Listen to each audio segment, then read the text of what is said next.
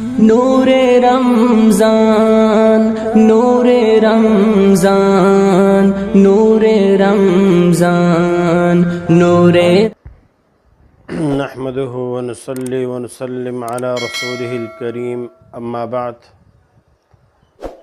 محترم سامعین، آپ صلی اللہ علیہ وسلم اپنے چچا حضرت عباس رضی اللہ تعالیٰ عنہ کو فرماتے ہیں، اے میرے چچا، کیا میں آپ کو ایک ہدیہ نہ دے دوں، ایک عطیہ نہ دوں؟ اور ایک روایت میں ہے کہ آپ صلی اللہ علیہ وسلم نے حضرت عباس رضی اللہ تعالیٰ عنہ سے فرمایا کہ اے میرے چچا، کل آپ تشریف لائیے، میں آپ کو ایک عطیہ دیتا ہوں. تو حضرت عباس رضی اللہ تعالیٰ عنہ سوچنے لگے کہ شاید کوئی مال آیا ہوا ہے اور مجھے مال دے رہے ہیں. تو کل جب میں حاضر خدمت ہوا تو آپ صلی اللہ علیہ وسلم نے فرمایا،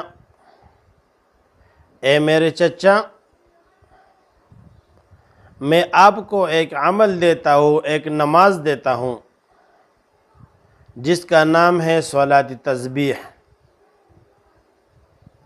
اگر آپ میں قوت اور طاقت ہے تو روزانہ پڑھ لیا کریں، اگر روزانہ پڑھنے کی طاقت نہیں ہے تو ہفتے میں ایک مرتبہ پڑھ لیا کریں، اگر یہ بھی طاقت نہیں ہے تو مہینہ میں ایک مرتبہ پڑھ لیا کرے، اگر یہ بھی نہیں ہے تو سال میں ایک مرتبہ، اگر پھر بھی نہیں تو زندگی میں ایک مرتبہ ضرور پڑھ لیا کرے. اور پھر فرمایا، اے میرے چچا، اگر آپ یہ نماز پڑھو گے تو آپ کے چھوٹے گناہ، بڑے گناہ، نئے گناہ، پرانے گناہ، آگے گناہ، پیچھے گناہ، سب کچھ گناہ آپ کے معاف ہو جائیں گے. اور ایک روایت میں ہے، مستدرک حاکم کی روایت میں، کہ آپ صلی اللہ علیہ وسلم نے فرمایا، اے میرے چچا، اگر آپ کے گناہ عالج میدان کے ریت کے برابر ہیں تو پھر بھی آپ کے تمام گناہ معاف ہو جائیں گے. اکابرین امت حضرت عبداللہ ابن مبارک رحمہم اللہ تعالی بہت زیادہ اہتمام فرمایا کرتے تھے صلاۃ تسبیح کے، اور یہ آپ صلی اللہ علیہ وسلم کا ایک ہدیہ ہے، ایک عطیہ ہے، ایک تحفہ ہے، ایک بخشش ہے. ہمیں بھی اس پر عمل نہ کرنا چاہیے اور ہمیں بھی صلاۃ تسبیح کرنا چاہیے. صلاۃ تسبیح کا طریقہ کیا ہے؟ مختصراً میں عرض کرتا چلوں. یہ صلاۃ تسبیح 4 رکعت ہیں، اور ان 4 رکعتوں میں 300 مرتبہ سبحان اللہ والحمد للہ ولا الہ الا اللہ واللہ اکبر ولا حول ولا قوة الا باللہ العلی العظیم پڑھنا یہ ہے. ابھی 300 کو اگر 4 پر تقسیم کرو گے تو 75 آئے گا. تو ہر رکعت میں 75 مرتبہ یہ پڑھنا ہے، سبحان اللہ والحمد للہ ولا الہ الا اللہ واللہ اکبر ولا حول ولا قوة الا باللہ العلی العظیم. ابھی طریقہ کیا ہوگا پڑھنے کا؟ تو نماز کا طریقہ یہ ہے میرے محترم سامعین کہ ہم نے 4 رکعت کا نیت باندھنا ہے صلاۃ تسبیح کا. نیت کرتا ہوں 4 رکعت صلاۃ تسبیح کا، اللہ اکبر. اللہ اکبر کے بعد ہم شروع کریں گے سبحانک اللہم وبحمدک وتبارک اسمک وتعالی جدک ولا الہ غیرک. یہاں ٹھہریں گے ہم. ولا الہ غیرک کے بعد سبحان اللہ والحمد للہ ولا الہ الا اللہ واللہ اکبر ولا حول ولا قوة الا باللہ العلی العظیم. یہ پڑھنا ہے 15 مرتبہ. اگر کوئی ساتھی اس طرح ہے کہ سبحان اللہ والحمدللہ ولا الہ الا اللہ واللہ اکبر یہ پڑھے یہ بھی کافی ہے، لیکن اگر ولا حول ولا قوت یہ زیادہ کریں تو زیادہ ثواب ملے گا، زیادہ اجر ملے گا۔ تو 15 مرتبہ یہی جگہ پر پڑھنا ہے، آگے پھر اعوذ باللہ پڑھنا ہے، بسم اللہ پڑھنا ہے، اس کے بعد سورہ فاتحہ پڑھنا ہے، اس کے بعد سورت ملانا ہے۔ اچھا یہ بھی آپ یاد رکھیں، حضرت عباس رضی اللہ تعالیٰ عنہ سے کسی نے پوچھا، حضرت آپ کو کچھ یاد ہے کہ کچھ صورتیں آپ کو آپ وسلم نے بتائے ہیں کہ اس میں کون سی صورتیں پڑھ لیا کریں؟ فرمانے لگے ہاں مجھے یاد ہے، اول رکعت میں الہاکم التکاثر، دوسری رکعت میں والعصر، تیسری رکعت میں قل یا ایھا الکافرون، اور چوتھی رکعت میں قل ھو اللہ احد، سورہ اخلاص یہ پڑھنا ہے۔ تو پھر آپ نے سورت ملانا ہے، سورت ملا لیا، سورت ختم ہونے کے بعد آپ نے 10 مرتبہ پھر تسبیح کو پڑھنا ہے، پھر اللہ اکبر کہہ کر اپنے رکوع کو جانا ہے۔ رکوع میں جب آپ جائیں گے تو 3 مرتبہ سبحان ربی العظیم پڑھنا ہے، اس 3 مرتبہ سبحان ربی العظیم کے بعد آپ نے 10 مرتبہ یہی کلمہ دوبارہ پڑھنا ہے، رکوع میں 10 مرتبہ۔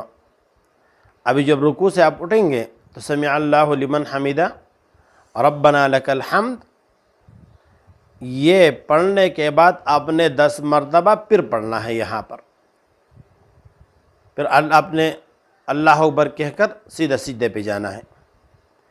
جب سجدے پہ آپ جائیں گے تو سجدے میں حسب معمول 3 مرتبہ سبحان ربی الاعلیٰ یہ پڑھنا ہے، اور 3 مرتبہ پڑھنے کے بعد آپ نے یہی کلمہ سبحان اللہ والحمدللہ ولا الہ الا اللہ واللہ اکبر ولا حول ولا قوت الا باللہ العلی العظیم یہ 10 مرتبہ پڑھنا ہے۔ اب سیدھے سے جب آپ اٹھیں گے تو قومہ میں آپ نے 10 مرتبہ یہ پڑھنا ہے۔ آپ جب دوسرے سجدے میں جائیں گے تو حسب معمول سبحان ربی الاعلیٰ کے بعد 10 مرتبہ آپ نے پھر تلاوت کرنا ہے۔ یہ ایک رکعت میں 75 مرتبہ یہ پورا ہو گیا۔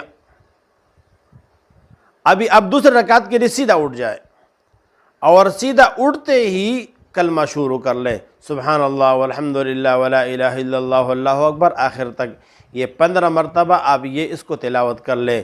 اس کے بعد بسم اللہ الرحمن الرحیم پڑھ لیں، فاتحہ پڑھ لیں، سورت پڑھ لیں جس طرح کہ میں نے بیان کیا، والعصر وہی سورت پڑھ لیں دوسری رکعت میں، اس کے بعد 10 مرتبہ، اور جو پہلے والے رکعت میں جو طریقہ بتایا تھا یہی طریقہ اپنا لے آگے۔ اس نماز کے سارے احکام اور نماز نوافل کی طرح ہے، فرق اتنا ہے کہ اس میں صرف تسبیحات کو زیادہ پڑھنا ہے۔ تو دوسری رکعت میں اس طرح کرنا ہے، پھر آپ نے بیٹھ جانا ہے، قاعدہ کرنا ہے، قاعدہ سے اٹھتے ہی پھر آپ نے یہی کرنا ہے جس طرح کہ پہلے رکعت میں آپ نے کیا تھا، اسی طریقے سے آپ کے 4 رکعت پورے ہو جائیں گے۔ ابھی یہ 2-3 مسائل اس کے اندر یاد رکھنے چاہیے۔ ایک تو یہ ہے کہ اگر تسبیحات کو تو زیادہ ہے، 5 مرتبہ 10 مرتبہ گننا کس طرح ہے؟ تو گننے کے لیے اگر آپ کے ذہن میں یاد آ رہا ہے تو پھر آپ ذہن میں گنیں، لیکن اگر ذہن میں نہیں آ رہا تو آپ اس طرح کریں، یہ اس طرح، یہ جو میں نے انگلیاں ہیں اسی طرح آپ یہ کریں، اس طرح آپ گنیں، اس طرح نہیں گنیں، یہ نہیں گنیں، یہ اس طرح نہیں کرنا چاہیے، اس طرح کرنا چاہیے، اس طرح، یہ اس طریقہ سے آپ گن لیں۔ اچھا کبھی کبھار اس طرح بھی ہوتا ہے کہ اگر زائد ہو جائے کسی تکبیر میں، یہ تکبیر زیادہ ہو جائے، سیدھا سا ہو، اس کے اوپر کچھ نہیں ہے۔ آپ یہ بات یاد رکھیں کہ اس نماز میں جو تسبیحات پڑھنے ہیں وہ سنت ہے، اور سنت کے چھوٹ جانے پر اور چھوڑنے پر سیدھا سا ہو واجب نہیں ہوتا۔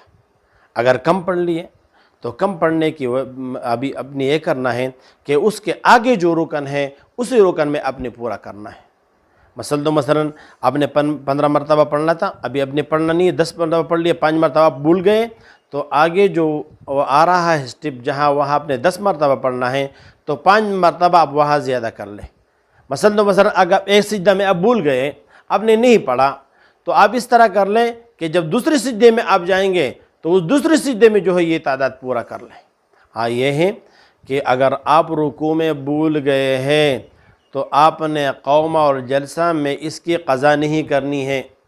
کس میں کرنا ہے؟ سجدوں میں کرنا ہے، کیونکہ یہ اور ایک مسئلہ آ جاتا ہے کہ جو تابع ہیں جو تابع ہیں، یعنی رکوع کے جو تابع ہیں اور جو سجدے کے تابع ہیں قوما والجلسہ، اس کو رکوع اور سجدے سے لمبا نہیں کرنا، یہ پھر مکروہ ہو جائے گا۔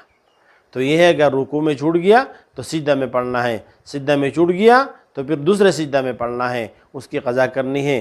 قضا کا مطلب یہ ہے کہ وہ تعداد پورا کرنا ہے، اگر زیادہ پڑھ لیا تو کوئی حرج نہیں ہے، اس پہ سجدہ سہو نہیں ہے، لیکن کوشش یہ کرے کہ زیادہ آپ نہ پڑھیں۔ اسی طریقہ سے یہ صلاۃ تسبیح کا یہ مختصر طریقہ ہو گیا۔ آپ صلی اللہ علیہ وسلم سے ایک اور طریقہ بھی منقول ہے، لیکن یہ ہمارے اکابر کے ہمارے اکابر کا جو معمول رہا ہے وہ اسی طریقہ کا معمول رہا ہے، اسی وجہ سے ہمارے کتابوں کے اندر یہی جو ہمارے اکابر نے نقل کیا ہوا ہے یہی طریقہ نقل کیا ہوا ہے۔ بعض لوگ قطعاً کرتے ہیں کہ یہ ضعیف ہے وغیرہ، یہ ہے، تو آپ ایک بات یاد رکھیں، اگر ضعیف بھی ہے تو ہم تو کوئی حکم اس سے ثابت نہیں کر رہے ہیں، ہم تو اس سے صرف فضیلت ثابت کر رہے ہیں، اور فضیلت کے ثبوت کے لیے ضعیف حدیث بھی کافی ہے، اس میں کوئی حرج نہیں ہے۔ اس کے بعد آپ دعا کر لیں، ساری امت کے لیے دعا کر لیں، خصوصاً رمضان میں اس کو ضرور پڑھ لیا کریں، اور اس کا بہترین وقت جو ہے وہ کون سا ہے؟ وہ ظہر کا وقت اس کے لیے بہترین ہے۔ تو یہ جو عباس رضی اللہ تعالیٰ کا جو ارشاد ہے، جو حدیث ہے، اس میں جو وقت بتایا گیا ہے وہ زوال کے بعد ہے، جب زوال ہو جائے۔ اور اکابرین سے جو منقول ہے، یہ ایک ہمارے ایک اکابر ہیں رحمہم اللہ تعالی، میں نام بھول گیا اس وقت، وہ جب یہ اذان ہوتا تھا، اذان ہونے کے بعد وہ شروع فرمایا کرتے تھے، تو نماز سے پہلے وہ ختم کیا کرتے تھے۔